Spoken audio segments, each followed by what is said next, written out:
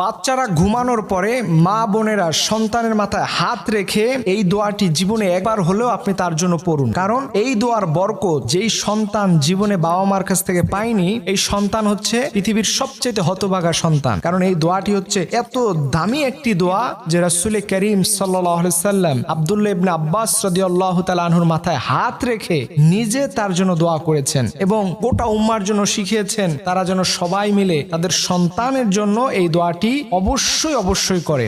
ভালো মানুষে সে পরিণত হবে এবং এর মাধ্যমে তার মাথার তার ব্রেন শক্তি, তার মেধা শক্তি এত বেশি বৃদ্ধি পাবে যে আপনি কল্পনাও করতে পারবেন না। এর জন্য রাসূল সাল্লাল্লাহু আলাইহি সাল্লাম আমাদেরকে শিখিয়েছেন যে অবশ্যই এই দোয়াটি তার মাথায় হাত রেখে ঘুমানোর পরে তোমরা পড়বে, আল্লাহুম্মা ফাক্কিহু ফিদ্দীন ওয়া আল্লিমহু তাউইলা।